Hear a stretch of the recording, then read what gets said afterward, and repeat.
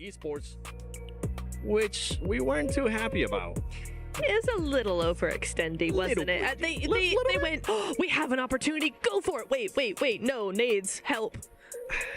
I do like the idea of third partying, but you got such an open, flat terrain between their position of Regnum and their own little gas station that you can just play it very passive, wait for them to push out and just nade it, Molotov the position. I don't really care how you want to do it. I think you want to hold that spot to then go fight into fourth rise. But looking at the match rankings here, 20-point bomb here, dropped by Alpha 7 here on their second match on the Wrangle. Really good game, and again, as a duo here, so doing a statement at the very start of the tournament. Another team, too. 4 Thrives Esports, one of the dark horses, at least for me.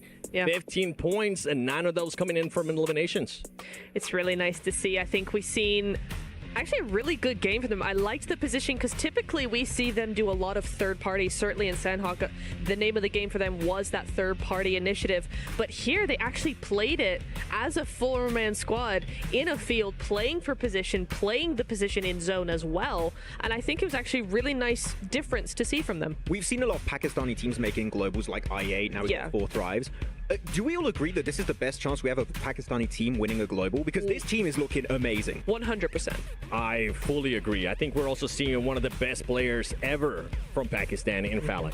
Oh, yeah. The 1-second nade specialist, you know. He's been having some great times at KMSL CSA. They're going on to the second page. DRX not quite able to follow through with their initial chicken dinner over on Stanok and getting 0 point the bubble here on a Wrangle. That's not good. There towards the second page, one team that didn't get any placement points, but did end up getting some elimination points. AXTMG, Natura. Yes, they did. I actually really liked how they played that against Falcons. The initial fight over onto Falcons in the guard tower, they tried it, saw that it wasn't going to go through, and they went, okay, cool, we're going to back off. Awesome, love that. Then Falcons actually took a position that was down on under a ridge a little bit, and I think it was really interesting that AXTMG actually took that and went, we're going to approach this as a third party. They did not full send, they didn't do anything, they used the ridge to scout around, to kind of run around the ridge, throw some nades. Once they got like a double knock, then they just full sent in. That is more like a third party play than an actual 4v4 confrontation. So I thought that was actually really interesting because that is AXTMG's strength. And then no survivors. And then no survivors remain in that like wasteland of that fight. But I think actually there was another option available for AXTMG. I wish they would have opened up their third eye for a second and just like saw that option, which is maybe third-partying Vision versus 4 Thrives in the southern side could have been a decent play. You go onto that bridge east of Rozhok, play it passive, you don't have to fight Falcons, because guess what? Even if they do win versus Falcons, later on you're going to have to cross Regnum, Karia, and WBG and Hora, so I think it would have been a good fight to claim a position at that point. Before the chicken dinner, no way was going to happen after a big fight versus Falcons in that specific spot. Well, with what I'm seeing so far from AXTMG, I feel like we got to go into Dr. Suleiman Al-Habib hot takes, because my hot takes is, with what I'm seeing from AXTMG, I feel like they might end up going to the grand finals, and I'm hoping it continues on. Max, do you have any hot takes? I'm not sure if it's a hot take. I think it is, personally. I think hot drops have no place in a global tournament like this. Agreed, especially after day one. Nep? I think A7 are going to win the next match. Back-to-back, day one. Let's go. Is that a hot take? Excuse me? That's a hot take. All right. Well, you know what? I'll let it slide. It's for me. I wonder if Reflections is going to be maybe changing his hot take. I want to end up finding out. So you know what? Let's send it over to John Allen and Reflections. Okay.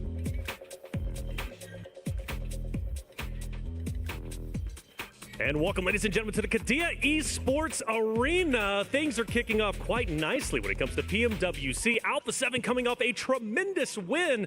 We got to be watching out for them, the returning champions. But since we're 2 maps deep, I think it's now a perfect time to do our Dr. Suleiman Al-Habib's hot take, because things are starting to get spicy. I'm Taylor Reflections Noble, joined by John. And what are we seeing so far, man? Because Alpha 7, that win was huge. That was absolutely brilliant. 2 players against so many full force squads. They held their nerve when it mattered most, and they came out on top. Let's get into these hot takes, though, all right? And I'm going to kick things off nice and strong.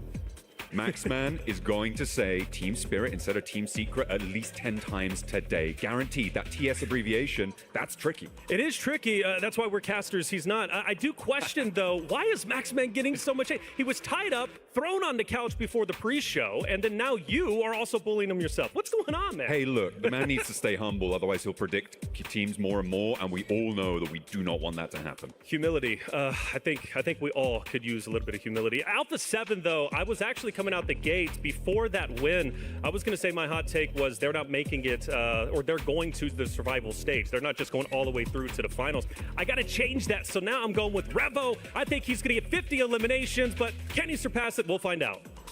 Let's head back over to the casters. Hello guys, we're back. You know what my hot take is that we're all really uncreative, and I agree with Reflections. We've got to stop bullying Max. Here's my hot take. I love Max Man so much. That's such a cold take. Everyone knows you love Max Man. Yeah, but you know, what else am I going to say? You're freezing right now. You're freezing cold. Look, I just want Max to know. You're -5. Max, you're amazing. All right, Stop this it. is specifically for you, Max. I'm talking Stop to you right now. fanboying right now. He's so cool, though. The style, the grace, the way that he fills up the place when he walks in the building, Max Man. King of the nades, Max Man. But you know what? Let's talk about another team that delivers almost at the same caliber of Max Man. Alpha 7, that was a hell of a comeback from them. It was a good show up. Yeah. Right?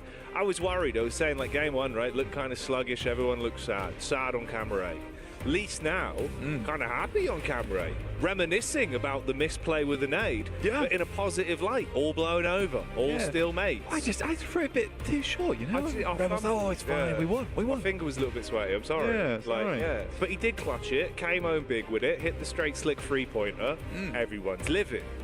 Although, how's it going to go from here? Obviously for us, third game of the day, last game of the day for us, only the halfway point.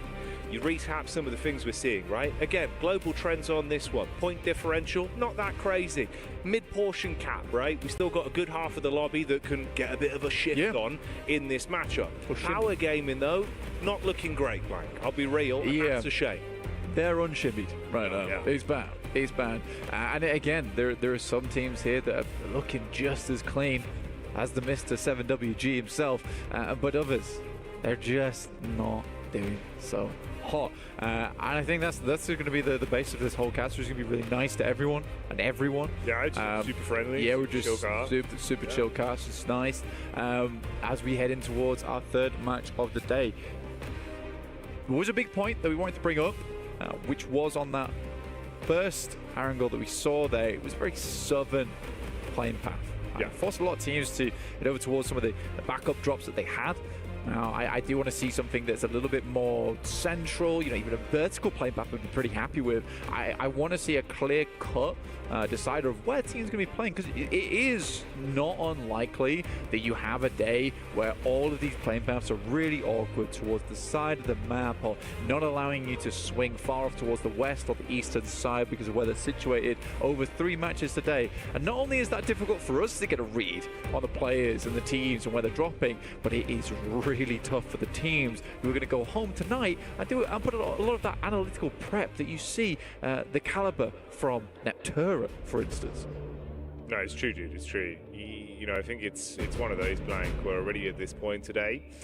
We're seeing some squads that are being able to thrive with more passive gameplay, some of the heads-up reads where, again, actually a good callback, like Natura was saying, right? Like the idea of kind of getting over the hump early, where you go in, maybe force yourself into some aggressive hot drops just to see if it gets the blood pumping. You know, obviously, that I think the term is from Moneyball, Blank. It's feed the hot hand. It's one of those that makes a lot of sense in this kind of environment because, obviously, other side of the coin, you see what's happening with power. It ain't working right now. Yeah. It feels like they're cooling off.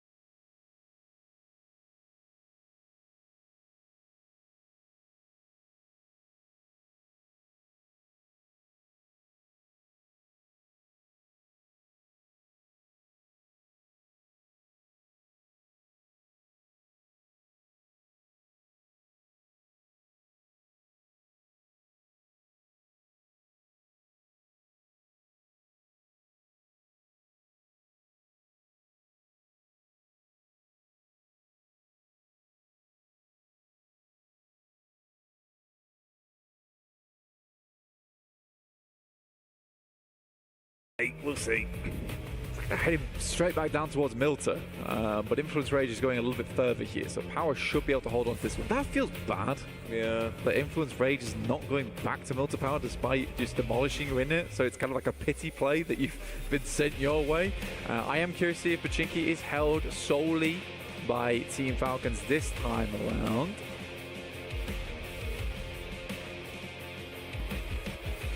I like the fact again, actually, we do get sort of the distance there from Team Secret. We do seem to be playing this far slower wick of a game. Let it burn late into the night, you know, don't want that one to burn quickly. Yeah.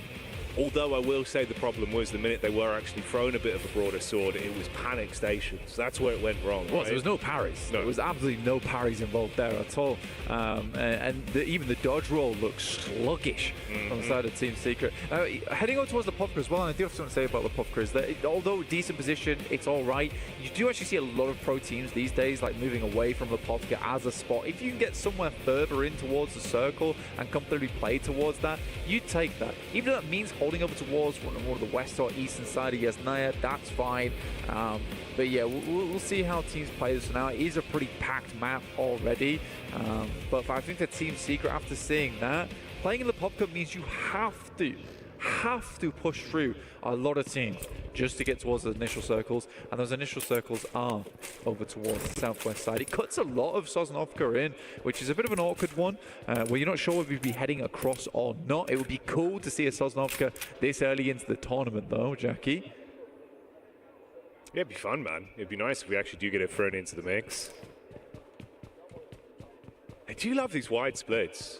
Sorry, just a highlight there. I know, obviously, map feed wise, just looking at how Weibo are going to be able to rotate on this one. Nowhere near as drastic. Backline of the DRX late. But anyway, we'll focus up with what's happening here. You've initially got the POV of Alpha 7. Alpha 7, for those of you tuning in, of course, I'm sure you're aware, they are currently the crown holders, the kings themselves, who took the trophy last year in a rousing affair. Some incredible plays, back-to-back games where they were popping off. And really, it was a bit of a nail-biter towards the end of last year. Like, you know, you're thinking sort of them and Reject, like who's going to take it, which region's going to show up.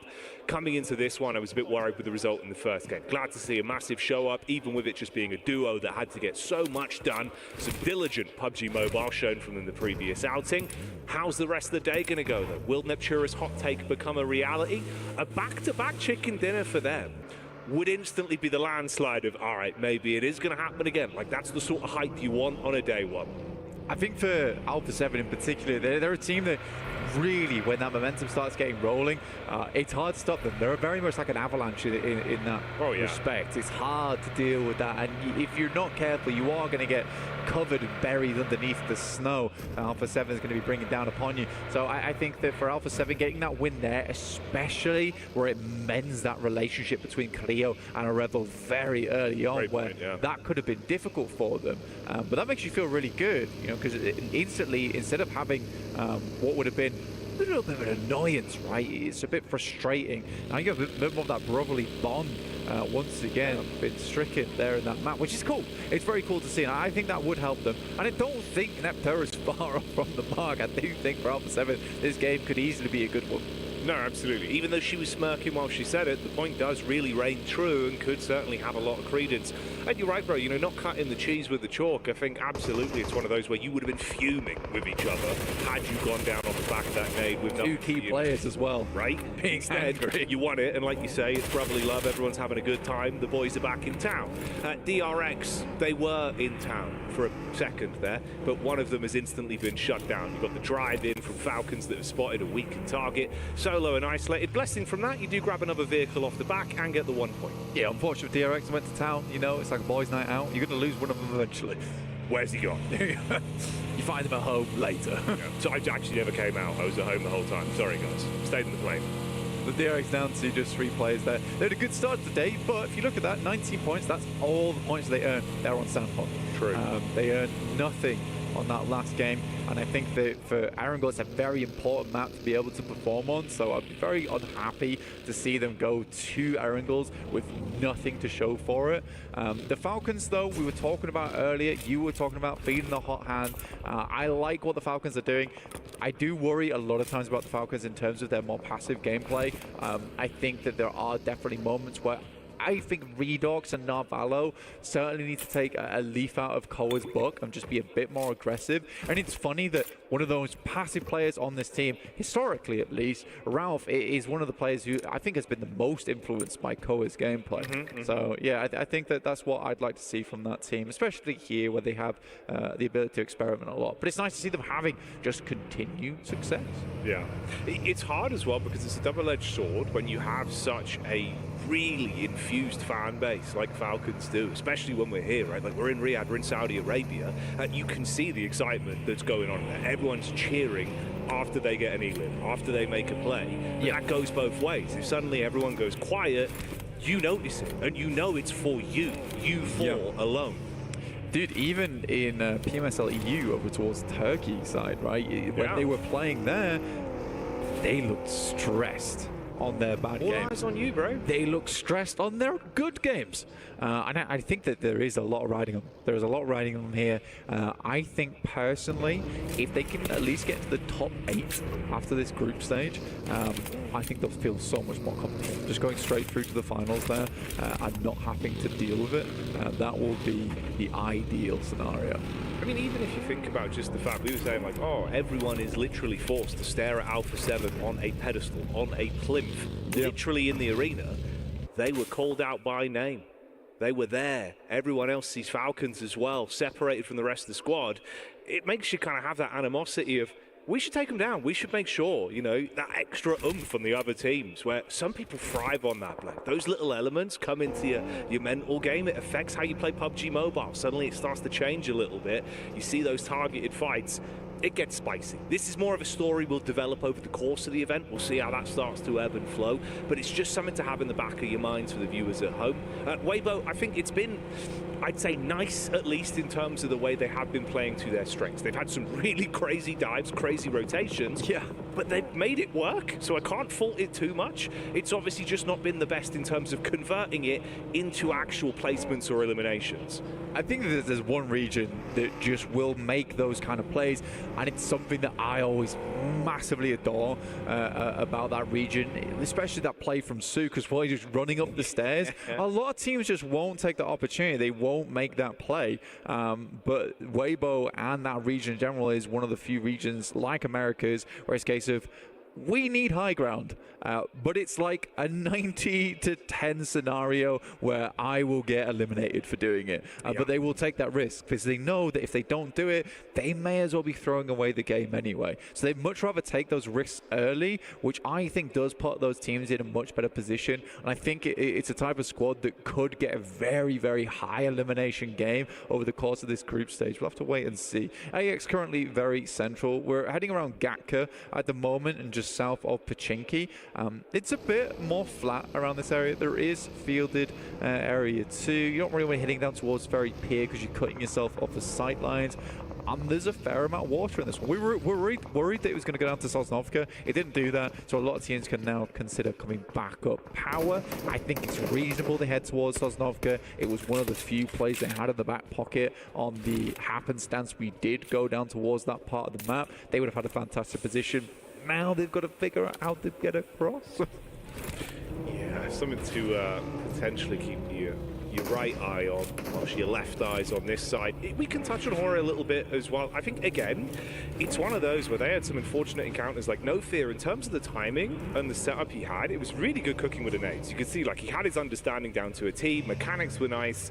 He was just hit from the side, where it was a really sick off angle for DRX back in game 1. Again, I think that's a team that potentially if they're not sort of showing up too much, maybe you start to underestimate them, they'll find a way to start to climb, because there's a ton of talent there. They do just need the opportunity to display it. We've seen a few bits from Squash, but it's interesting, obviously, we've not really had as much opportunity to keep our eyes on him. I'm curious to see how he's going to build over the course of the event, because I feel like, again, man, it's a lot you're thrown into here, you know, like the live environment for him, you're coming in, all the pressure on, as you've got the trophy, your team won it, you've got to live up to that again this time. Showing us the moves at the minute. Vision, it's rough. It was a good start, game one.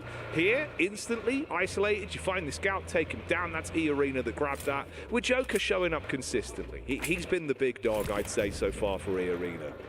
Yeah, it looks like he's enjoying himself as well. I think for Vision, there's been a lot of times where, if I'm quite honest with you, the awareness hasn't been great.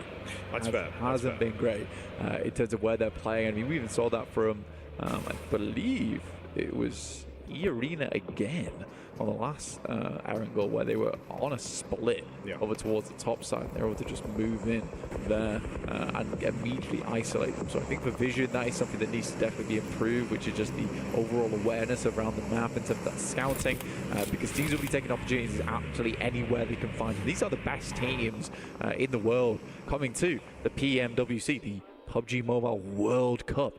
Right, this is not an easy stage. It is not an easy stage to play it. Quick shout out to the production team, by the way. Loving these transitions. They've been nice. They've been really nice. It's good setup when we do get our circles coming in. Pat on the back. You guys are killing it. Everyone is. It's been a good day so far. And of course, this is the halfway point. It's why it really starts to matter. We get a feel for how things are looking, the lay of the land as we develop into the later portion of today's games with the zone on the move.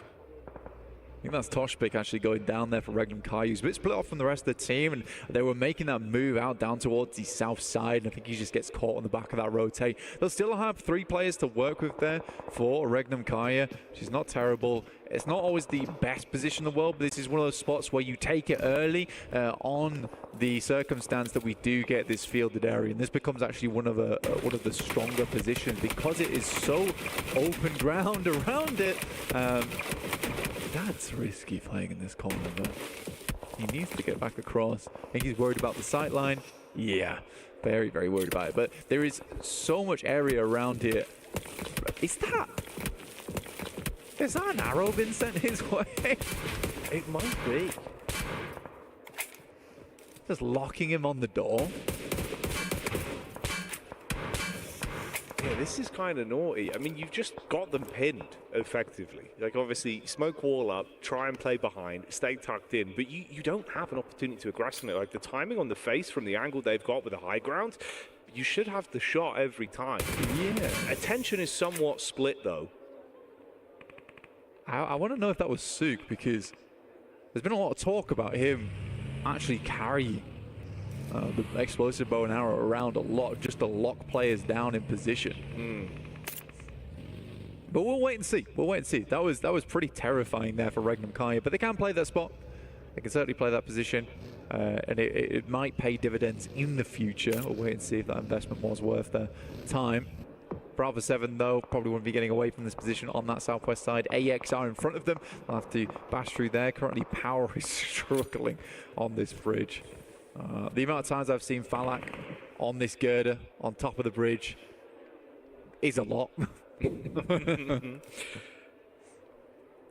It gives him so much vision as well. Ooh, okay.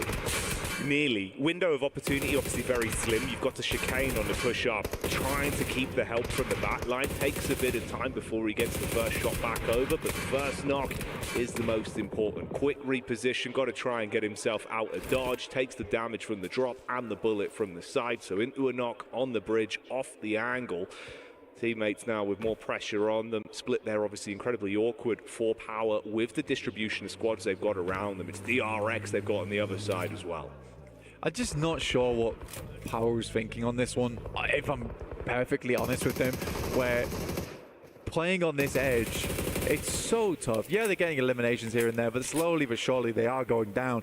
Again, they could have played in from where Team Secret's on, where the circle was, where it encompassed Very Peer. You know there's going to be teams playing over towards Primos. There's going to be teams heading over towards Yellows. This is a situation where there's going to be many teams looking to lock you out over towards Lighthouse coming across that bridge. It's just an unreasonable decision, in my opinion, where they could have played it slow on the eastern side of the map. The only other thing I can think of, and I mentioned it earlier, is just that they were hoping, gambling for a Sosnovka finish. They would have been the first there, but I don't know, man. I don't know. Yeah, the odds certainly not in their favour if that was the gambit they were going for this time around. He was unlucky as well with the timing. Nearly got the pop off on the hill to keep himself alive, but Fainan going down because of it. And then Al Haji, you know, you are a sitting duck, effectively. That's the real sort of top and bottom of it. He's just trapped on the coastline. Play zone being the additional squad that will take him down from the back. So again, Power Gaming, I think that's free for free on first squads to fall, other than obviously actually easy. Yeah, he survived as a solo, got those 2 points in the first game, but it's been rough. You're losing at least 3 players in the opening sort of, 2 to 3 minutes of each game now, minimum. It's rough. It's really rough, and there needs to be a big change towards the end of the day. Looking at 4 Thrives, though, they're doing really well. Second place at the moment. I was asked recently who my top 3 players were, and in that top 3 I mentioned Valak because he is one of the more exciting off-angle specialists, and you saw him there even on the bridge. That's another thing I love about the player, is that when he's in that solo position where he's playing off the back of his teammates trying to set up situations, he's so safe, so cautious with it. He was never going for the full-on spray. He was happy to let his teammates find those knocks, find those eliminations, and he just had to be the enabler, essentially. So he's a very cerebral player. And if you're watching PUBG Mobile, you never heard of him, I'd keep your eye on him during this entire tournament. 100%, man. You know, nerves of steel and really handy with the steel with how he was taking those fights. This has been Vision trying to get a bit more aggro as well with a dive over towards the hut side, isolate one player there as they get the info onto him. Quick pick up on the crate as well. Grab what he's got on him to restock themselves. Yeah, bro. He looked lost inside that shack, like he had no business being in there, and the arena was just getting evicted. Yangdong. I mean, they're getting secreted on right now. There's the dive over the back. Secret again, it feels like they do better when fights are on their terms. When it's suddenly thrown towards them, that's when a bit of a panic kicks in. It was a little bit awkward. They are being at least able to find some recovery from it. The zone's awful for them though, right? Consistently thrusted further forward. They have to just sprint through this, try and take it headstrong. They do win out on the fight, but with the double knock, it's going to still take some time to recover from it. Meanwhile, Weibo again.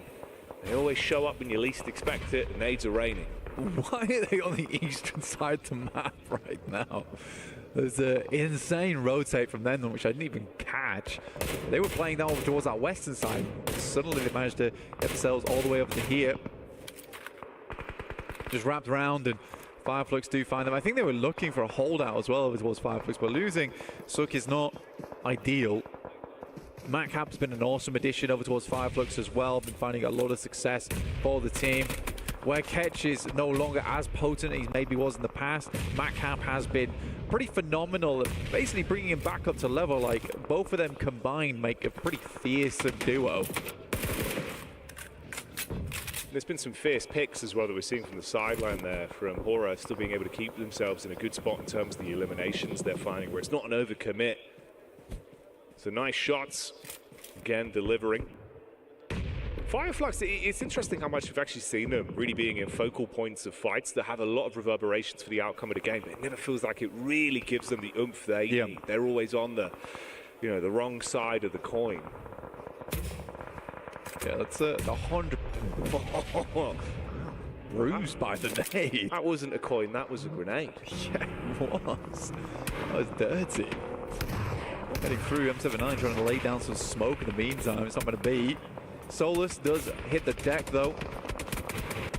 So does Scarface, and this is looking more and more rough. So very good shots coming through from Regnum Kaya, by the way, from that position they were talking about before. They're currently holding over towards that north side. Shame for Secret as well. If Team Secret were looking to build and compound off the points they were able to accumulate into Game 2, it's not really going to work out as well for them here. You go down relatively early, third squad to exit stage left. They did a massive cool-off as well over on the side of Yangon Galacticus, considering how impactful they were with that opening game. But let's dial in here with Alpha 7. Mafioso, clean connection over the top side. Wow. AX giving as good as they get. And fair play to them. It's actually been impressive how good they've looked in terms of the amount of pressure that must be on this squad. You've got to deliver. Full commit on this. Push up with the DBS. Oh, it's clean for the first, but the bite back with the moves. Ravo starting to really bring the heat towards them. You've got nades running in from the side as well. Alpha 7 with a lot of targets on them. Ravo canonically touted as the best shotgun player in the entire world. Hard to deal with him when he's flying through the air, gliding on the back of those wings, the DBS. Only taking shots over towards you, but it's 4 thrives to backstab, and Alpha 7 was stuck between a rock and a hard place there. Noki once again playing anchor down towards that south side. I think honestly 4 thrives have a very, very good position here in the circle. And Balak with 4 elims so far during this game. I do think they have a good chance here, and now taking away first place spot. Nepturo unfortunately mistaken on that call, but this is a big push coming through from Horror. And where is Silas? Where is he indeed? Horror as well, just getting away with absolute liberties at the minute. They're going for some big commits. They're actually completely flipping it on its head of saying, oh, you're kind of playing this passive game where then you suddenly throw the heat up. The tempo control is really good for them. They're keeping the other squads guessing. Been great fights. They're starting to find themselves opportunities for eliminations. And again, like you were saying, as much as this is great for 4 thrives, you've already been able to build up some points. Rest of the squads that in the overall rankings for the day, they're all gone. Anyone else that actually accumulated a nice amount have already been taken out. You can see it's the bottom end that is still alive with the overall points here. This could really have some chance to leapfrog you up. So this is a big game for a lot of the squads down towards the bottom side right now. Absolutely. For AX particularly, they want to jump further up the rankings here. Horror as well. Want to show a lot of these teams what they've got to offer, but 4 thrives could bump themselves massively up in this game, getting a lead of something like 20 points on the 3rd match of the day with Alpha 7 and Yangon Galacticos being down early, and Vision's only just breaking into the 20 points now. Laura's still going. I mean, that's Vision being completely removed, blinded by the power of Horror Esports again here. No Fear living up to his name as the rest of the squad's playing with that. Sleepy and Sky back-to-back. 8 eliminations combined between the 2 of them. Some impressive maneuvers. And we've been obviously sort of touting, 4 thrives. They're in a good spot. If AX were able to find an opportunity to get the drop on them here, sort of pick them to pieces from the sidelines with the scout setup they've got, it could be a bit of a change of pace. They've not looked too bad over the course of the day so far, but taking down a team like that would be huge for them. There's been a nice reset for 4 thrives to get back up to all 4 players. That's unfortunate. You're trapped on the edge, nothing you can do. That's the last man going down, so we do wave goodbye to Fireflux. They've been stuck out on that eastern side for such a ridiculous amount of time. It was not easy for them, but Weibo, despite showing off some pretty cool moves around the map and having some decent rotates into position, they've just not had the staying power in these matches at all. Not been able to dig those boots in to the ground. Falak will be taken down by Sky, which is, to be honest with you, the speed at which he went down, that was an unbelievable spray coming through from Sky. Yeah, Sky's looking crisp today, dude. Like, some of the shots he's being able to find are really impressive, but it's the setup from them as well. The way they're actually sort of jiggling and playing off each other's contact, comms look really clean. Yeah, absolutely. And Sky has got a massive amount of pressure on him, and we had a nice interview with him at the start of the day where he was saying that I don't really see it as pressure. I just see that fans being just loving us as a team, and I'm going to try and do them as proud as I can.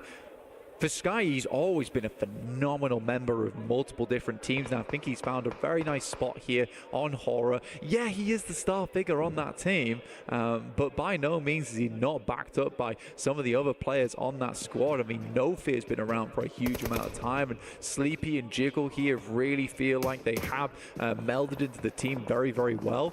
So yeah, Horror is definitely a team to keep your eyes on. I think maybe that's working for him as well, where it's not, you know, the whole squad sort of playing against each other whilst being a team. Yeah. Being set up where there is sort of, you know, no need for the ego. Everyone's happy to just set each other up, and it's working well, dude. Like, they're passing that baton brilliantly. It's funny as well because Sky is played on like quite a lot of highbrow squads, let's say, where he has not always been the player that everyone looks towards and is like, that's the top player on that squad. So it must be quite nice to be on a team now where he is that star player, but he's still quite a humble dude. So, you know, getting set up, and he's always there looking to capitalize, help his team find that success. And this is an unbelievable position. I talked about earlier where Regnum Karya tried to pick it up early into the game, and it would have had a massive success for them should they've been able to hold it versus Horror, but they just came in very, very fast over towards that position. It was super difficult. They're on the outside of the circle now, though, with Nongshim, Red Force. I think that's Binny and Tizzy currently playing in a shack of their own, and likely Horror's going to struggle unless they can start finding picks on the outside of the circle over towards AX or Influence Rage. Yeah, it's been good shots, but it's the fact that they're not really being fully able to convert off the back of it, with the cycling of those knocks being really just stalemated. Henry here, you get the POV from the man, spamming over towards the side. Good split as well for the backside. Sleepy still gets the tag back in. That's an instantaneous shot onto Henry. And they really do just take him out instantly. Good read of the lay of the land as well. So Arian's trapped behind the vehicle. Bullets coming in from the side. 4-5 still trying to keep themselves involved in these encounters and snatch points where they can. Zarek tried to edge his way down towards 4-5, but was immediately shut down there. Henry, I think, was on 12 bullets left in the next magazine, so wasn't a lot at all. That's 3 loot crates, by the way, that I can see on the map there. And those could comfortably create some cover, but the speed at which Horror's going to have to set up this flying V is going to have to be very, very quick. Horror sends out, though, and no one's currently taking shots. Binny and Tizzy are currently encapsulated in smoke. One goes down, but it will be Arian to go down next. And Horror efficiently gets themselves over there, but can they get their player back up again? 4-5s have been doing what they've been doing for so long here as well. The minute there's an opportunity set up by someone else, that's when they capitalize from it. So AX open up the fight. You see the weakness there on Horror. They come in for the sideline sweep, get some damage in. Nonshin Red Force as well, finding an opportunity to get one shot in from the back, and that's all they really needed. It's fragmented the squad. They go down from having 4 members looking really clean to just 2, isolated split on them. I think it's good, though. Honestly, if I'm fully analyzing this, Horror makes a sacrifice and it pays off for them. Yes, they lose 2 players, but given that moment, it gave time for both No Fear and Sky to get further into the circle. Such an important moment for them where it actually could have gone really, really wrong. And that's what you want from teammates. Teammates who are ready to make the ultimate sacrifice for you in-game to allow you to get a little bit further, a little bit more points on board. Beautiful stuff. That's what I mean, the lack of ego. You see it there. Everyone's playing for the big picture. They're not worried about the stats. They're worried about the placements. They're worried about how it results overall for their tournament run. That's a brilliant way to think about it. You've got the late backstab potentially from Influence Rage. I mean, that's Law, the solo member with Red Force trapped, living on borrowed time inside the hut. Near miss from the nades as well, dashing them towards them. 4-5s have been able to play on the back foot for quite some time, wait for everyone else to come towards them. Now they do have to advance somewhat. Horror, of course, with those 2 players, like we said, still could have influence. The quick trades are made. One shot back over 4-5s, taking issues. Option go down. Farlak with the quick shot back over. That's No Fear out of action. Law still just belly crawling further forward. I mean, look at the split here. A chance for at least a sneak into that 2nd place. He had the 1 nade and the 1 Molotov, so could have actually efficiently cleared out 4-5s, but 12 eliminations, now looking for the 10-point.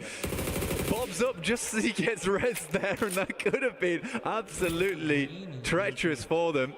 And now nade's getting sent over the top, and it's unbelievably placed. Coming through from 4-5, taking them to a 24-point game. Massive scenes. Brilliant teamwork, never over-egging it as well. So comfortable playing their own game and always following up. If someone else went in for a fight, they were ready to clean up, ready to engage. Good rotates on it, and they're going to be happy with that one, but that is a massive gainer. It's huge. You were talking about it as well, where you were saying that a lot of our top teams were just out early, and it was really only 4 Thrive still going there. I think off the back of that game, they're up to 43 points, if I'm not mistaken, which is a really big result. And again, a lot of the top teams went out fairly early. I think they're right now looking at around about a 20-point lead at least over a fair few of our squads there. But Horror was another story during that match, looking really, really good. Egoless Sim. And again, it was not only that, but just really good reads as well. Yeah. You saw Binny and Tizzy, they both smoked out their compound to stop players from peeking or sending shots in. In that moment, the boys from Horror, they send across because they sense the opportunity. We're going to take this opportunity for a quick break. We'll be back real soon.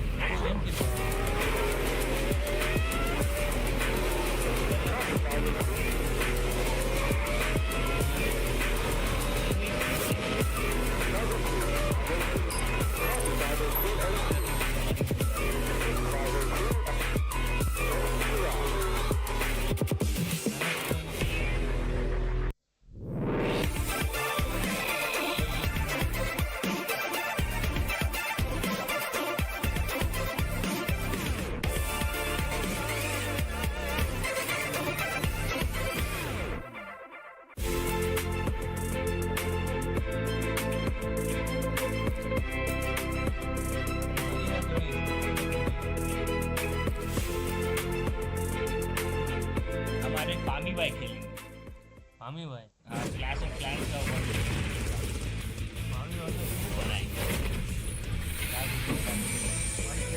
Hello, Earth. I'm here. At last.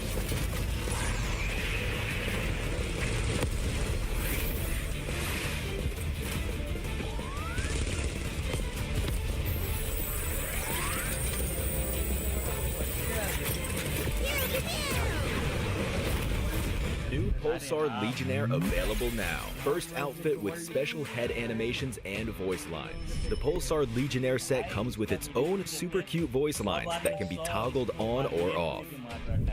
What happened? Bye, friend. Hello, Earth. I'm here. It also features the upgradable Hyperion ship DSR and Jet Reaver glider with special animations. Experience parachuting like never before. That's not all. Even more. मत सुनिए अभी आप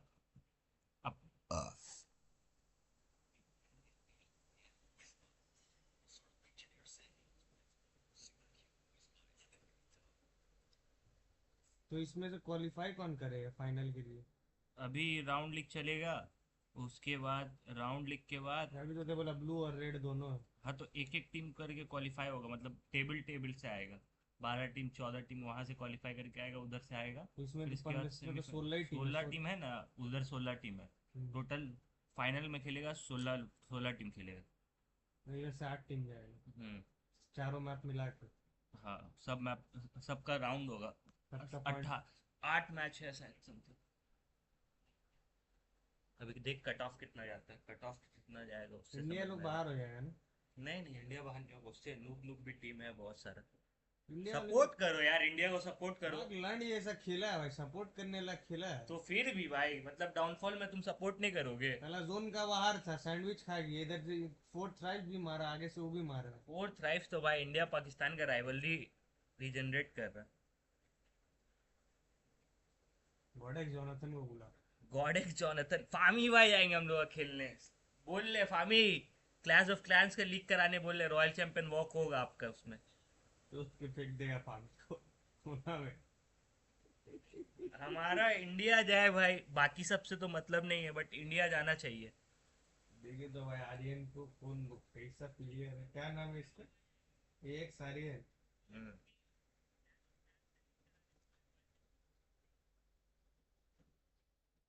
एक आर्यन।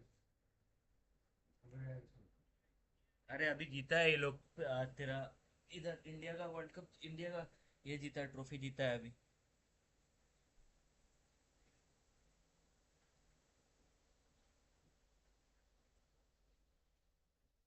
एक तो YouTuber डाल भी दिया है। क्या? स्नैक्स गेमिंग कोई है क्या? हाँ हाँ, snack live game live live है। देख रहा हूँ। हाँ वो भी लाइव है। और फामी भाई बताइए, आप आपका वीडियो तो ग्रो कर रहा है आहिस्ते आहिस्ते, देख रहे हैं हम लोग।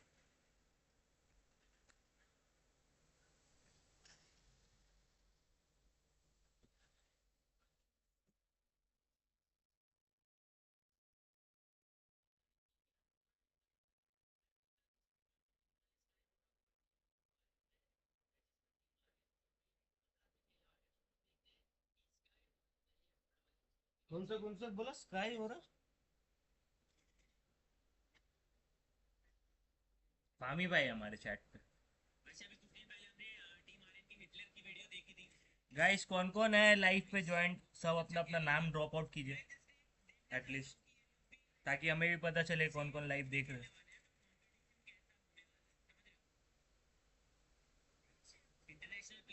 अच्छा हाइड्रा का दिखा रहे हैं।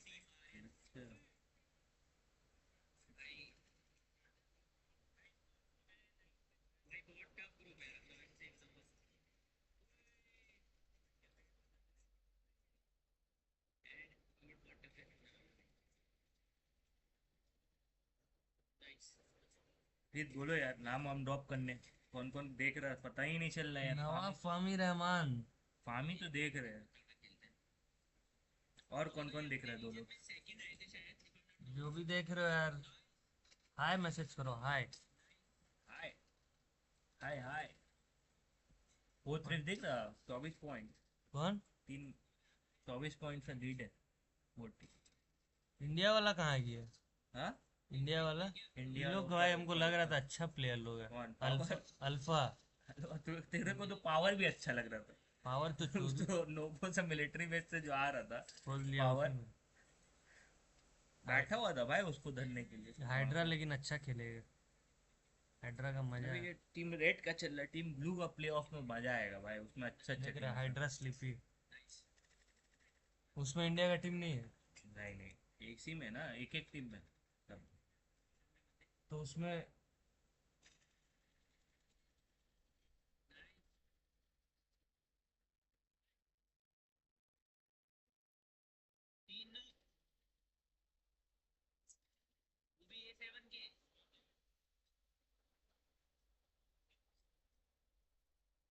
स्टार्ट नहीं होगा। वो अभी थोड़ा देर, 5 मिनट, 5 से 10, 5 मिनट में टाइम लेता है सब। अबे लेकिन ये मार सकता था भाई, लेकिन उसको इसको फलक को तो पहले देख लिया ना उसको, हाइड एडवांटेज से मारा उसको।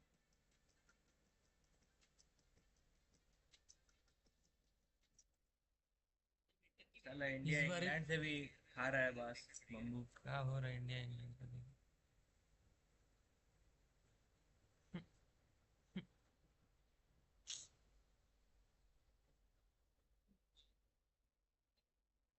जो तो पेल के यार, जो तो क्रोली 84, डकेट 94, पॉप 71, रूट अभी है काफी राउंड है भाई, अभी स्टेज में चल रहा है, ग्रुप स्टेज में चल रहा है, फिर उसके बाद क्वार्टर फाइनल है, फिर फाइनल है अच्छा खासा मैचेज है। फाइनल जो टीम जीतेगा कितना उसको मिलेगा? फाइनल जो जीतेगा उसका शायद कितना तो डॉलर, यूएस डॉलर है। देखो भाई अभी तो ऐसा, इधर से तो क्वालिफिकेशन हमको लग रहा है, इसका लग रहा था वो रेड से। रेड? हाँ रेड टीम से किसका क्वालिफिकेशन लोग जाएगा पाकिस्तान। पाकिस्तान 40 40 और फैल्कन जाएगा, ये जिसका वीडियो देख रहा हाइड्रा। हाइड्रा, टीम आर्यन और ब्राजील का एक टीम है AX वो जाएगा A करके, A7 करके वो A7 जाएगा। 7 किल किया। 4 नॉकआउट, 1000 डैमेज। अच्छा खेल रहा है टीम आर्यन भी, अच्छा खेल रहा है भाई। लास्ट तक का जा रहा है, 3 मैच में, तीनों मैच में लास्ट तक का सर्वाइव चपनी किया में है। खेल रहे हो लोग। तो चपनी तो वही तो चीज है, चपनी में खेलो लोग या मार कैसे के भी खेल खेलो रहे। तो का हो, पॉइंट्स निकलने से मतलब है, पॉइंट्स आएगा यार। इन लोगों को नेक्स्ट मैच में भून देगा, देख सबको किल किसको? साथ यही। वरना इन लोगों को भूनेगा पकड़ के, हमको लग रहा है। भाई एक मैच अच्छा किया देखा, नंबर 1 में चल गई, 1 नंबर में जाके बैठ गया, टेबल टॉप पर चल रहा है अभी। सबसे गंदा मारा पावर स्पोर्ट्स उसको मारा है। इसको हाइड्रा। नहीं, हाइड्रा तो लास्ट में मारा है। अबे कौन सा तो था, बता देंगे भाव। लोग चारों को भून दिया, जो लोग एक ही घर के अंदर घूम रहा था। अच्छा समझ याद नाम था उन लोग। यार, कौन जीतेगा यार, बताओ बताओ, किसको किसको क्या क्या लग रहा है, कौन जीतेगा? अरे इन लोग का स्ट्रेटेजी बन रहा है। कौन सा हाँ तो टीम? अब ब्रेक मिला है ना सबको। जो पक्का गेमर लग रहा है लड़की टीम में खेल रही है। कोच होगी, खुद खेलना सीख जाए, कोचिंग कराएगी बाद में। कोच या एनालिस्ट होगी। देख रहा, वो भी गेमर लग रहा है। इंडिया वाला लोगों तो दिखाई नहीं रहा, अलग बेइज्जती है। भाई लग रहा था जब एंट्री हुआ इंडिया वाला लोग, लग रहा कहीं से मारपीट खा के आया है। कहाँ एंट्री हुआ? एंट्री हुआ था इसमें।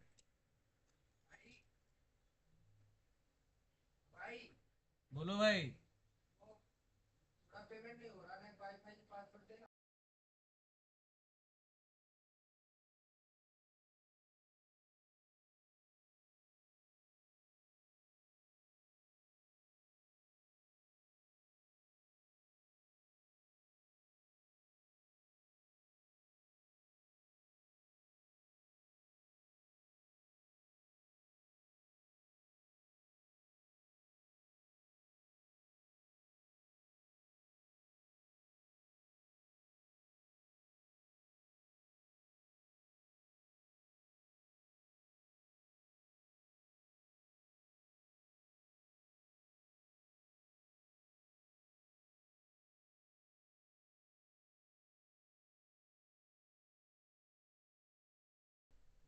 चालू नहीं हो रहा, चालू होगा तो।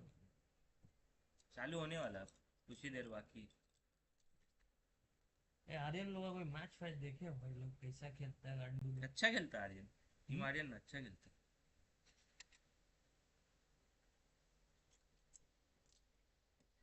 स्टार्ट हो रहा। नहीं तो इंडिया पाकिस्तान।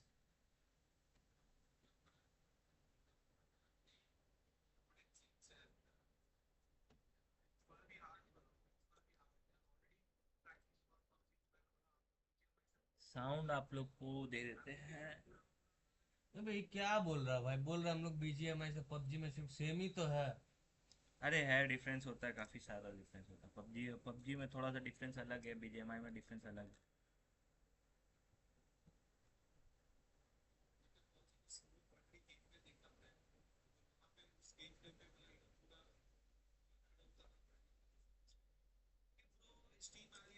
तीन मैच हुआ है, कोच रिश निकाले हैं 43 पॉइंट्स। देख देख देख रीत, इधर है इधर, तो बैठ जाता देख।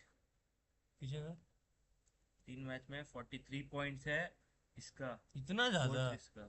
हाइड्रा का है 25 पॉइंट्स, अल्फा का है 23 पॉइंट। 27 पॉइंट किल पॉइंट है भाई, 27 किल पॉइंट, मतलब समझ रहा, बहुत ज़्यादा होता है।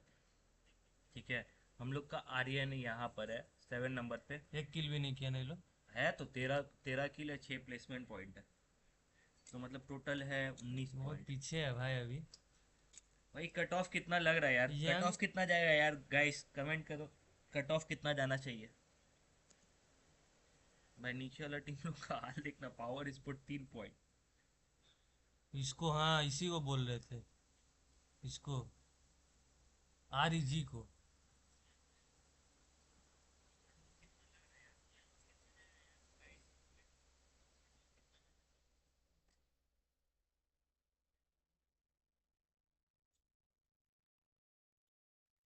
इसमें मारना होगा नहीं तो बाहर है। इसमें है अभी मैच है 8 मैच पर 8 मैच है 8 टोटल मैच है। आज टोटल 8 इन लोग का 8 मैच थोड़ी होगा। सबका 8 मैच है आज का। चालू हो गया। देखिए यही अरीना में हो रहा मैच देख। यही ट्रॉफी है। ये एंकर को देखना लग रहा जॉगिंग करने आया है। कपड़ा ही नहीं है एंकर का इसका। आवाज सुने देखिए। Came out on top in that fight, but ultimately at the end of the map, it was indeed DRX that went up against Team Falcons in a 4v3. DRX came out on top in that fight and managed to secure the first chicken dinner of the competition and 19 points. Next up, we had Erangel.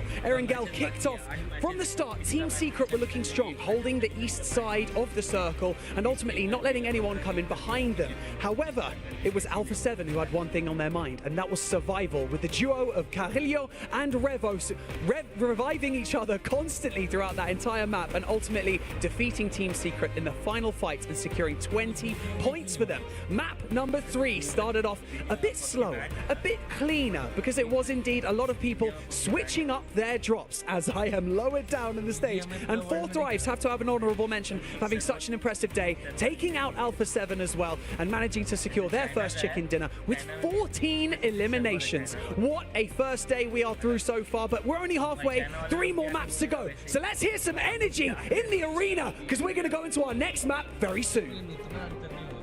There it is. We are halfway through. That's the important talking point. Halfway through today's maps, number 4 of 6. We hop back into Erangel, as Neptura said at the beginning of the show. That should be the bread and butter for multiple teams. However, it hasn't been. But we do have some top dogs at the top, Alpha 7 being one of them, looking to make it straight into the finals. 4 Thrives, though. John, going all the way, it seems. We talked about a point threshold. You're thinking it's around 80. 4 Thrives have already reached that. They have certainly outperformed on today's games, right? 2 matches in, they are over 40 points there. That is half of the way to that metric, right? If you're looking at previous tournaments that have been played with a 12-map set, it is around the 80-point mark that you will see for 8th place on 24 teams. They've done half of the work that they need to do over these next few matches. It means that over the next 9 matches, they're looking, over the next 9 matches, they are going to need to look to put 40 more points on to feel nice and safe. Yeah. That is a pretty low average. I would say so. We see some big games, but we were talking about it. Consistency is key, not only here, but also in life. Let me not get too bad. Granted, that's, of course, not counting the first 3 games. We've got some teams towards the bottom.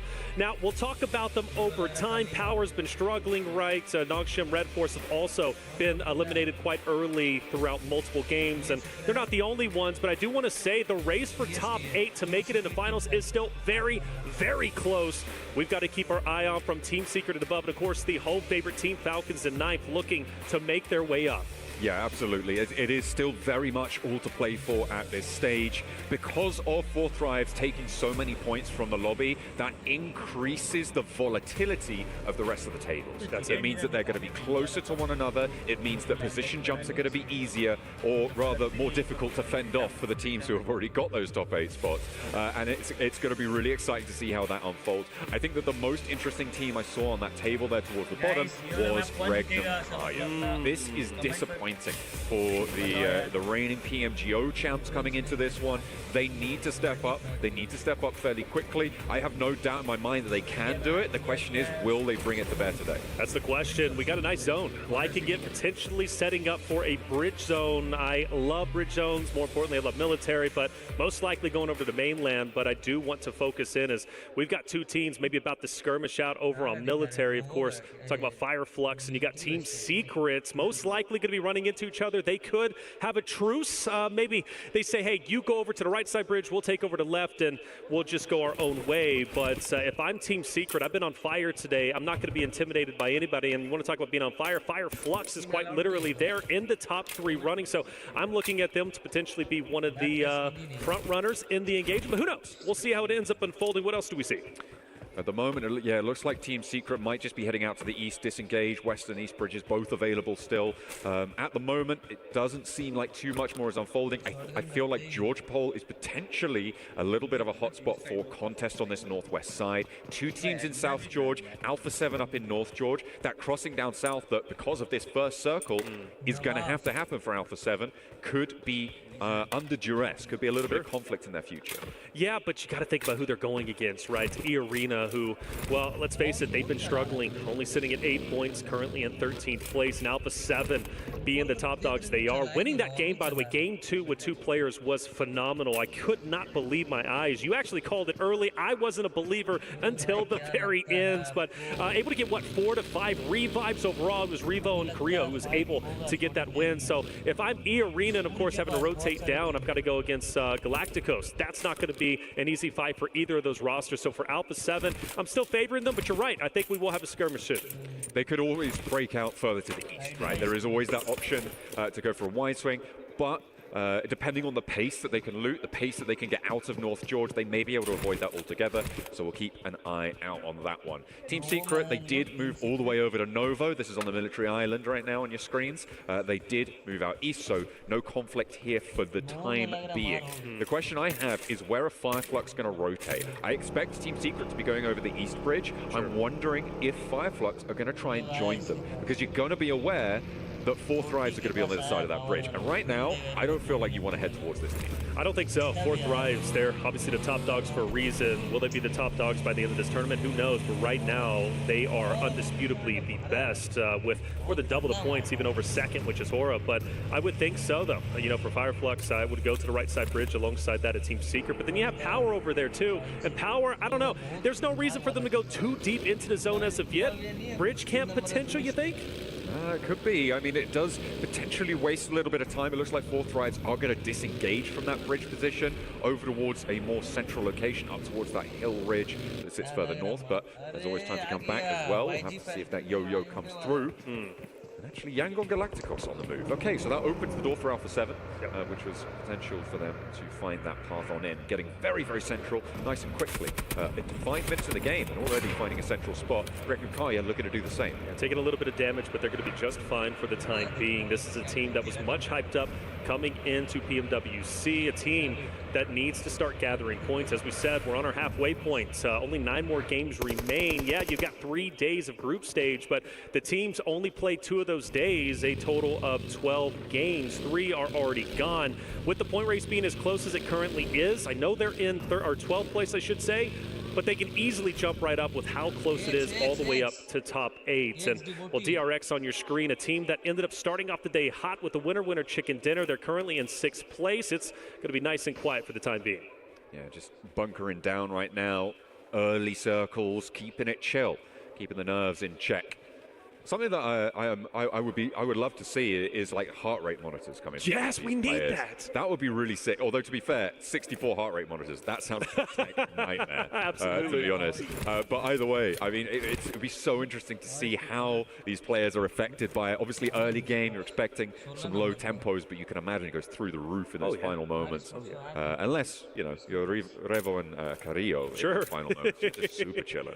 You know, Alpha 7 is one of those teams that are just always so relaxed, it seems, and you got to appreciate that. I think that owes to their success. Falcons getting active, which good on them, the home team. I know the crowd's been going crazy for Team Falcons, as you would expect. A lot of the crowd set up actually right behind the Falcons roster, so they're hearing the loud roars every single time they pop off. For Team Falcons, they were center zone. Of course, they've got a lot of teams around them, but I do believe where they're currently at is, again, they're going to be chilling. Not a lot of teams want to fight at the moment. They'll do it if they have to, but for now, it's all about positioning into stage 2. Absolutely. For the Falcons, they came into this tournament obviously as the winner of their region, coming in from Europe and qualifying through there. They won via a smash ruling.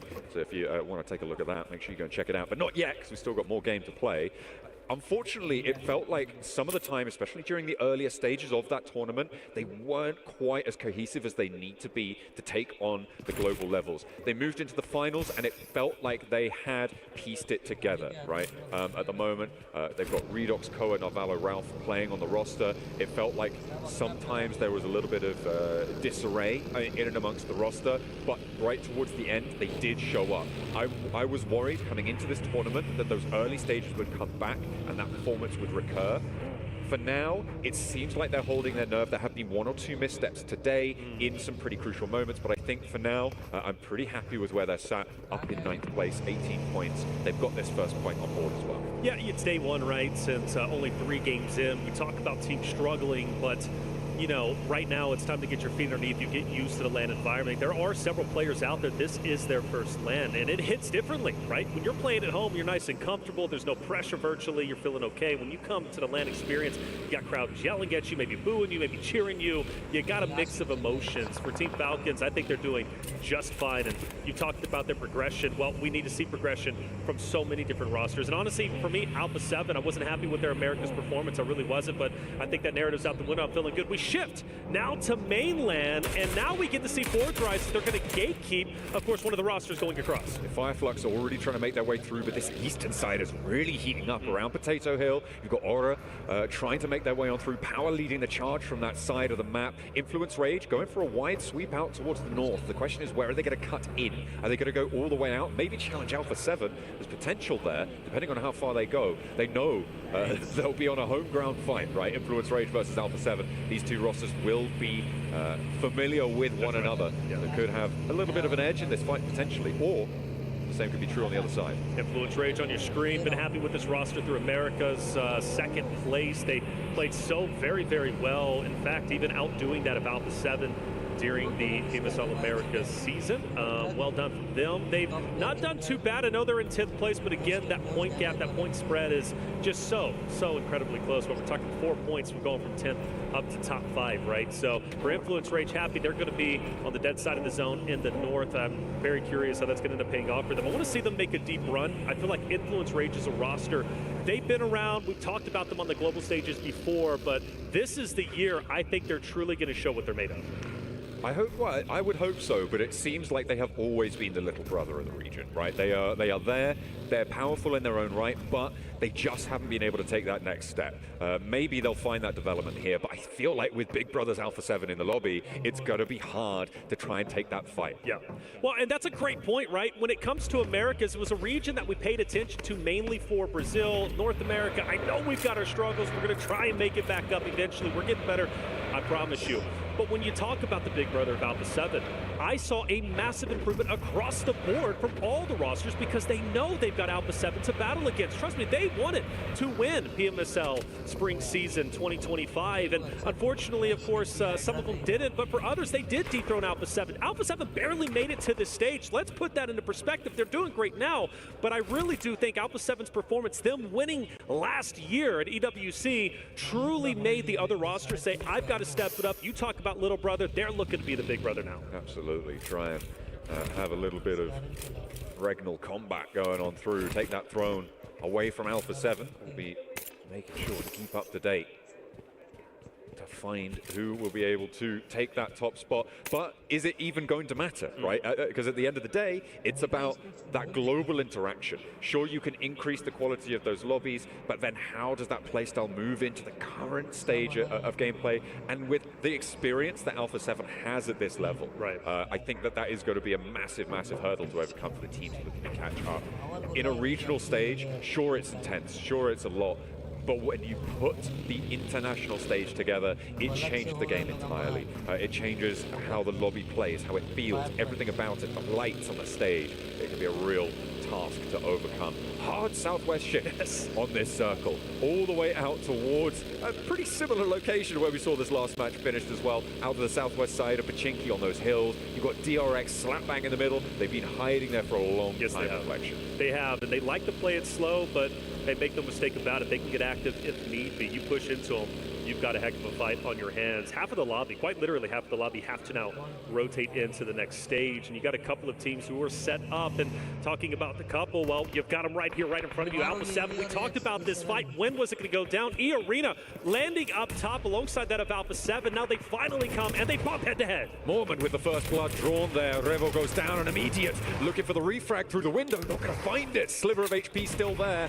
And now with a nade cooking, it's Alpha 7 who are biting the dust more so than ever. Joker went down earlier, but now it's 3 players alive and Alpha 7 can't find the fights. Tourniquet goes up the stairs and immediately with the pump action around the corner, Alpha 7 coming apart of the seams. Alpha 7, they're falling apart. Carrillo, can he be the hero? Can he be the one to save the day? They're already in shambles. He would be the only one leaving this engagement. Influence Rage, mind you, they might come in for the third party. This fight needs to be finished up, but Carrillo throws a Molotov, and it's going to at least drop one from the arena. Carrillo going for it off angle, taking damage, but he has no choice but to push forward, and he's making the most of it. Alpha 7 refusing to lose. Not yet. They will not go quietly. An Influence Rage on the south side looking to guard this one out. Carrillo, though, could slip through the cracks as a solo. It's a lot easier to go unnoticed, but unfortunately, the firefight around him has drawn the attention of their regional teammates, and they will have to move through it. Carrillo, I don't expect them to be getting too much further, but he could leave north side, try and get in amongst it.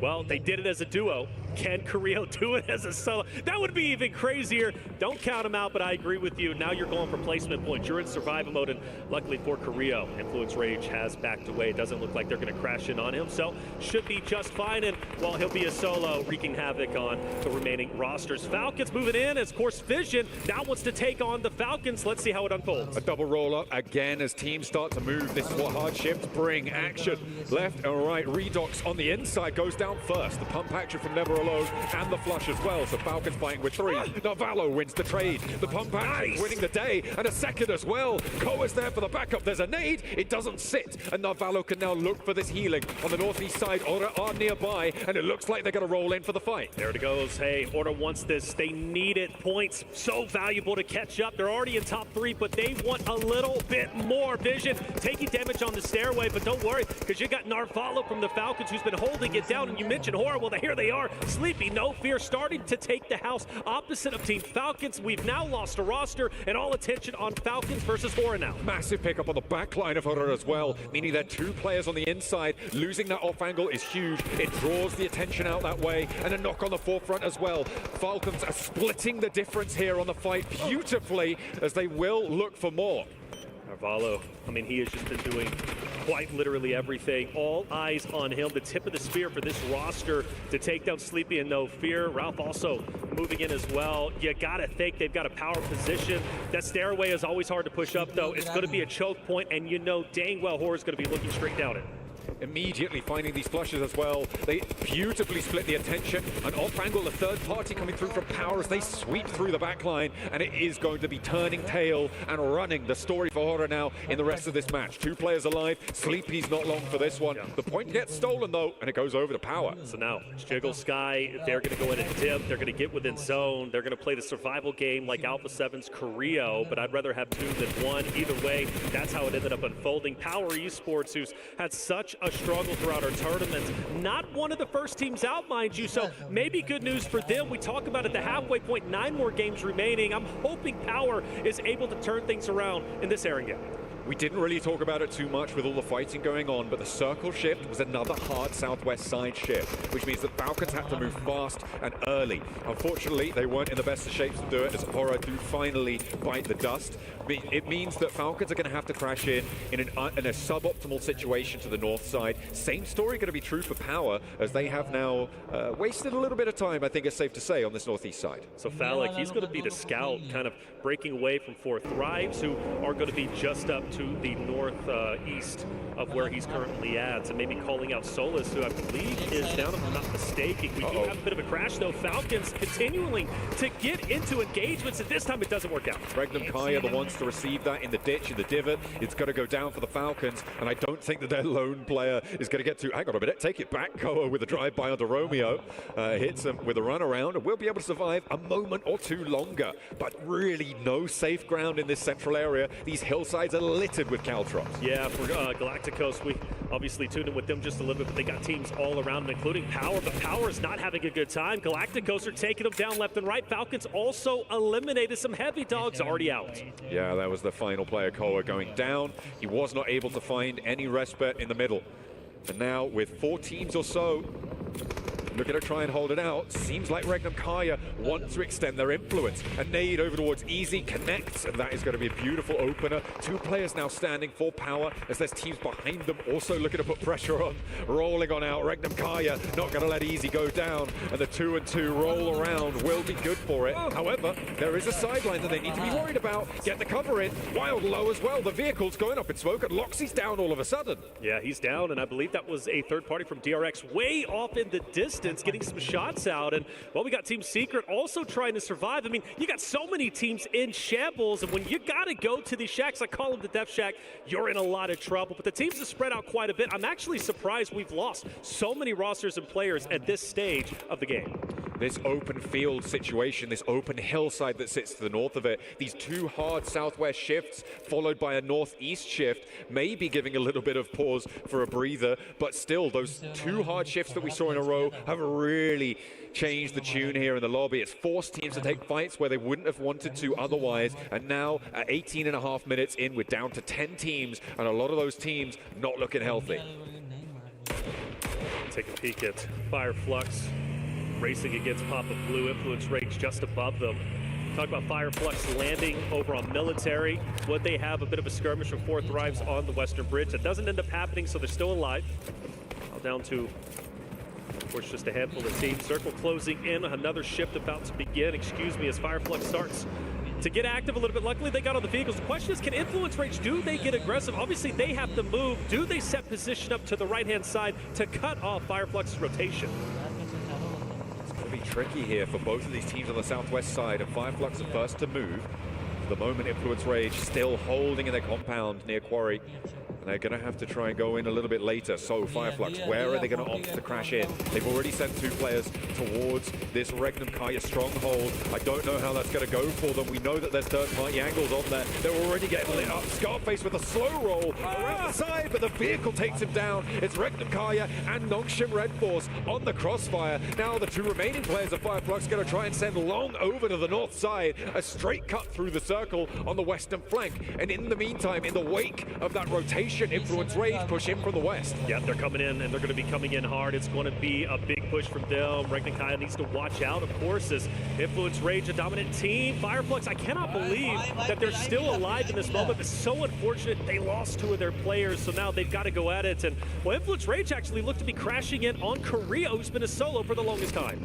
He has been alive, and he's going to keep trying as 4 Thrives go down as well. In the meantime, Korea with his full send, straight towards Fireflux. 2 players alive, but he goes too slow. No hop out to be seen, and Catch finds a duck sitting in his sightlines. That's it. And Fireflux, luckily for them, they will be dead center of the current zone. That's great, but also could potentially make you a target. You've got Galacticus, who's going to be just onto your left. Got DRX as well. Influence Rage, of course, are going to be moving in. We'll be keeping our eye out for Fireflux, and of course, at the moment. And also Team Power, man, I got to say, for Team Power's perspective, just still struggling. I thought for a good moment they were going to have a great game based on their positioning on the north, but just got too rough for them.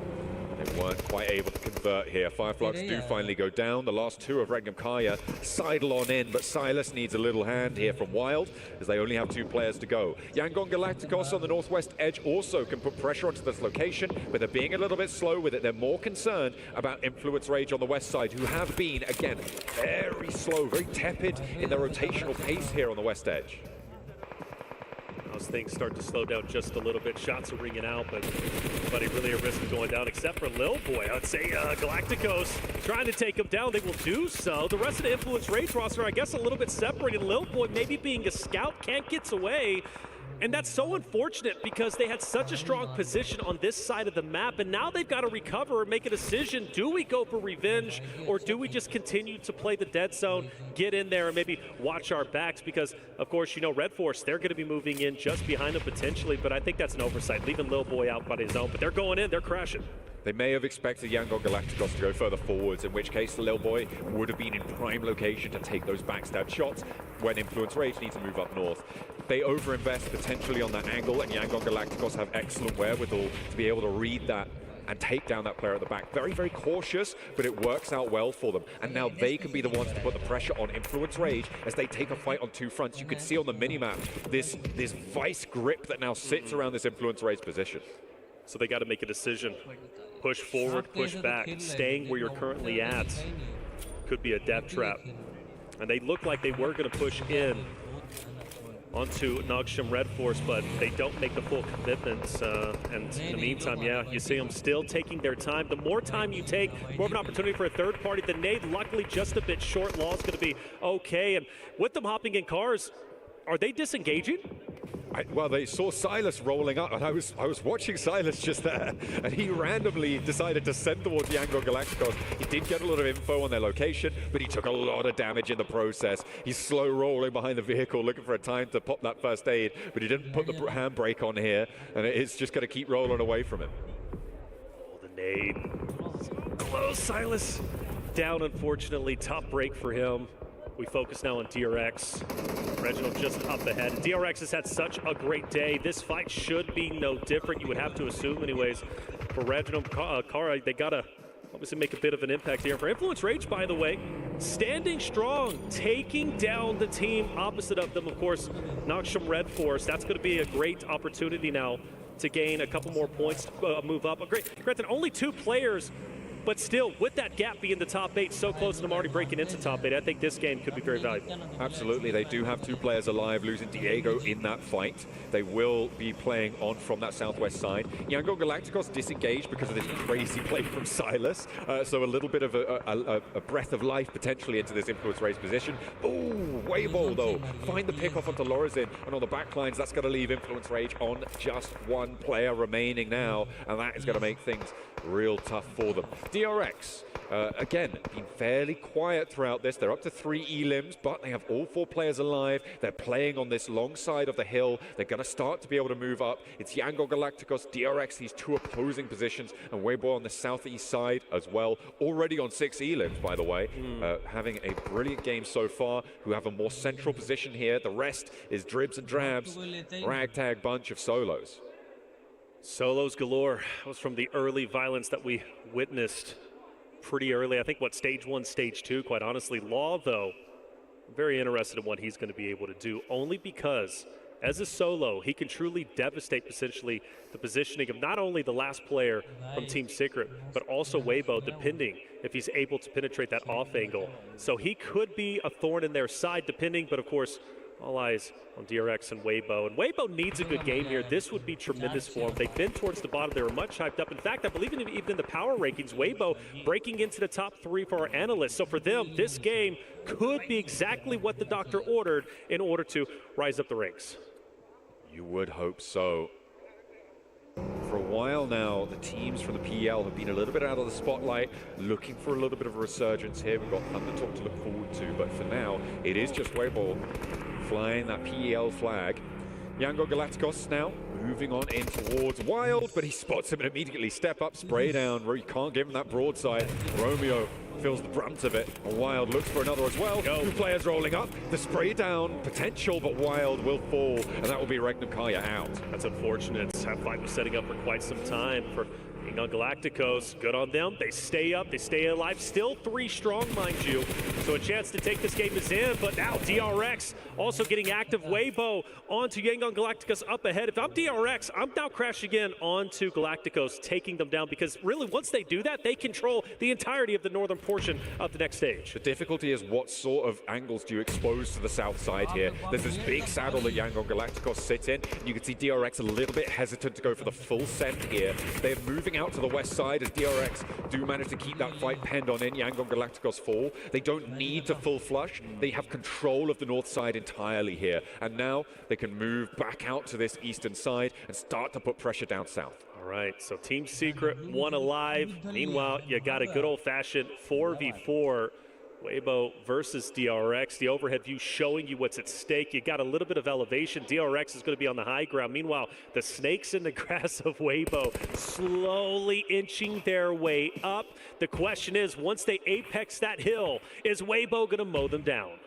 It's all on the smokes here in these final moments as Team Secret losing their final play. Well, hang on a minute. Take it back. Sorry, hang on a minute. Oh, no. A little bit of miscomms on the spray down. Finally, orders there. As Sook can't quite connect. But now it is a full 4 versus 4. DRX, who have moved back out to this north side, have it fully under control. There's still an off angle played for her on that southeast side of Weibo Gaming. You can see that movement now coming up the hill towards that shack. And DRX looking to extend their influence here for South Korea. Order. You can't. I was going to say if you can get an off angle extend to the left, but it's a bit too tricky. A lot of utility was used from DRX a little bit earlier to take down Galacticos. I'm sure that they wish they at least saved a little bit of it so they can have this utility to apex that hill onto Weibo just up ahead. But at least the good news from DRX at the moment, nobody from Weibo really has like a tremendous off angle. Maybe suck over onto the left-hand side. But aside from that, like DRX with their wolf pack, it's going to be tough because Weibo's going to get up. They're going to shoot one. DRX is going to be able to focus fire everything onto 33Z, Order, or Zuck just onto the left-hand side. So honestly, in this position, I think I have to favor DRX. It's all going to be up to the smoke play, right? Sure. You can really change the tide of a fight like this, especially on such a weirdly rolling terrain position. If you can create a smoke separation, you have a huge advantage. And you're talking about these off angles. Those can be assuaged with good smoke play, right? So it depends how you're able to target it. It also depends how much utility you've got left in these final moments. You can see that for Weibo Gaming, they've been through the ringer. They've got 9 elims already, but certainly on 33Z, there's no smokes, only one nade here. He's the tip of the spear, too. With his forward position, he's most likely going to be the one to attack first, and you need the rest of the rosters out there to help him out from Weibo. Order's going to throw out a smoke. We're now repositioning. He's going to take the lower end for 33Z's. Got a little nade going past him, but he's going to be just fine. Weibo now also in a buggy. They're getting active. I don't know. DRC better be ready for it. Excuse me, DRX. Better be ready for this engagement. Weibo, they're starting to get sneaky. Playing on in the smoke, he drops that, sits in the back seat of the buggy, can get that little higher ground angle to look for the peaks, but DRX should know this is what's happening. And immediately these nades respond. DRX read it beautifully. They're like, what's that smoke doing there? What's that buggy doing there? Well, I think we know what we got to do. 3 pins pulled and 1 player falls.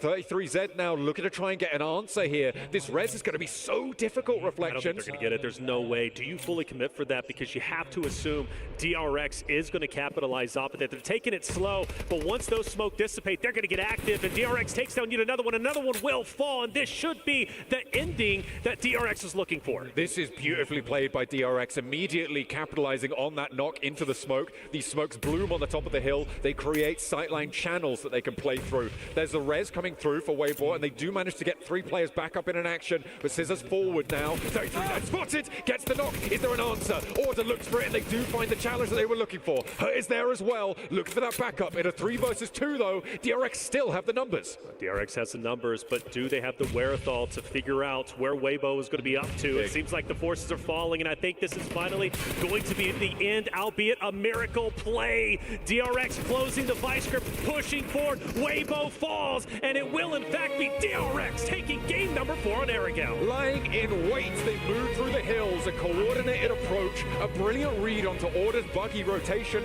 looking for vision, and they will be able to find that knock, open up the bidding on that final engagement. Not enough utility from Weibo to be able to survive that final fight. They've got plenty of points though on the match, and they will be nearly level with DRX to find that one. 16 points for Weibo, and DRX up on 18, so a fairly minimal Elin chicken dinner. Hey, whether it's minimal or not, that's 2 winner chicken dinners of the 4 that we've seen today, which shows DRX has the proven ability to take games when it matters most and win, which is going to be so critical during the finals. DRX, all eyes on them today, and well, they look to catch up to the likes of 4 Thrives, Alpha 7. In fact, they could have very well taken 2nd place after this game alone. Weibo are no slouches to take that 1v1 and win it. DRX on top. Absolutely, a little bit of revitalization coming through for Weibo from the bottom of the tables, able to put a big dent in the necessary gameplay to find it. Well, let's take a breather after that one as DRX are able to take the 4th chicken dinner of the day.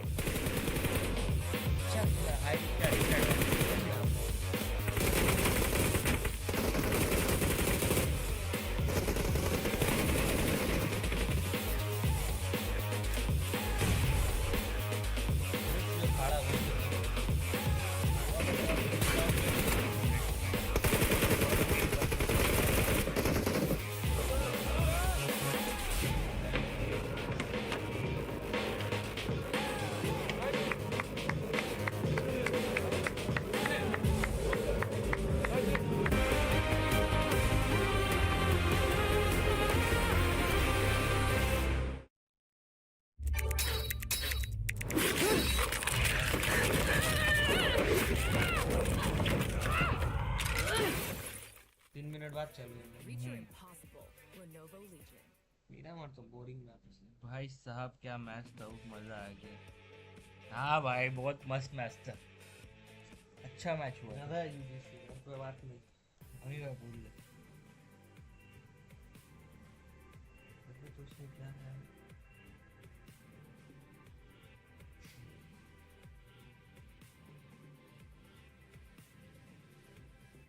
कौन सा है भाई? 28, 29, 30 तीनों दिन का है।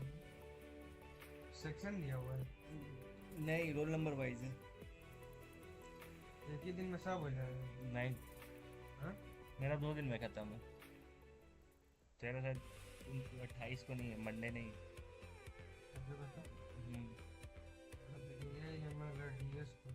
CSC Hindi हाँ तो पहला दिन है ही नहीं। इंडिया भाई ये तो सुशांत भाई बता सकते इंडिया जीतेगा कि नहीं। जीतने का चांस है, लड़का लोग थोड़ा दूध पीना। आके बोलो तो, सामने से आवाज नहीं जाएगा उतना दूर से। बोल रहे जीत जाएगा, लड़का लोग को थोड़ा दूध पीना होगा। दूध नहीं पिया बेचारा लोग, मार रहा थोड़ा, गोली नहीं जा रहा ठीक से, और कोई बात नहीं। जीत तो जाएगा भाई, इंडिया का है। इंडिया पाकिस्तान को कैसे मारा था याद है ना? ये भूल गए? यहाँ पर ये सब बात नहीं क्या है? नहीं। क्या भाई गलत क्या बोल रहे इसमें? तो पूरा दुनिया देखा है, जो खेल रहा वो लोग भी देखा है, नहीं देखा क्या? ठीक है फामी भाई, क्यूआर इधर ठीक है। क्यूआर ऊपर नीचे करने से नहीं होगा, पैसा डालना होगा। डालना वाला है नहीं, खाली बस क्यूआर ऊपर नीचे करवा रहे। Them ablaze with the Inferno feed set's new upgradable chain Inferno Uzi. All the mummy outfits are back. Get them all. Join now and collect the whole series to turn all eyes on the battleground. Event period July 10th, 2025 through September 2nd, 2025.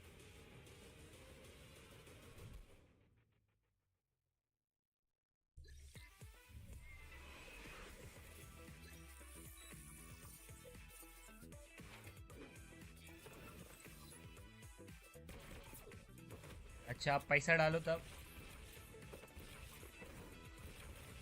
पैसा डालो फामी भाई।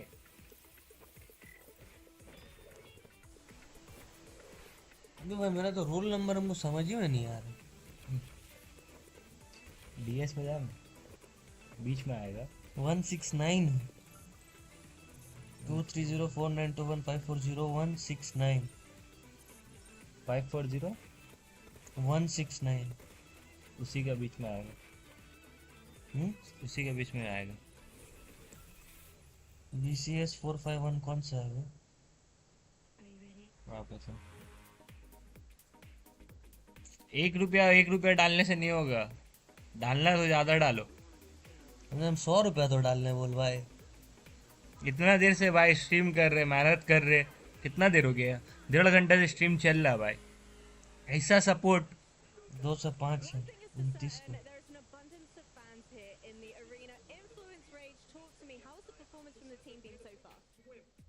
I think we can do better. Yeah, we can do better.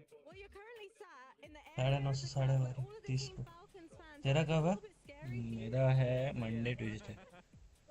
एक दिन 9:30 से 12:30, दूसरा दिन 9:30 से 12:30, फिर 2 से 5 खत्म। हाँ 3 है क्या? मेरा तो 2 ही प्रैक्टिकल दिख रहा। 3 है रे। डीएस उस दिन 2 होगा प्रैक्टिकल। एक ही 2 होगा। देख ग्रुप अपना देखा, ग्रुप कौन सा था? ग्रुप 17 है ना तेरा? हाँ 17 नहीं 18 है रे। 17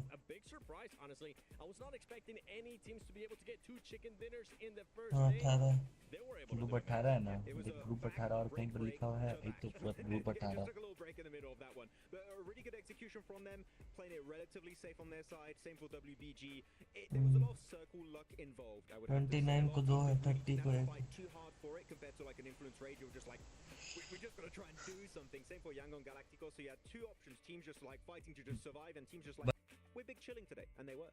Well, we've been wanting to talk about the RX. Another team that we've been wanting to talk about has been none other than Weibo. So let's go to the SMB head-to-head, DRX versus Weibo Gaming. And I mean, look at the damage that these two teams were able to put up, Natura. क्या लग रहा है भाइयों आप लोगों को? अरे अरे हेड टू हेड दिखा रहा है इधर. किसका? वेबो गेमिंग का DRX को एलिमिनेशन ज़्यादा किए हैं लोग. Damage received.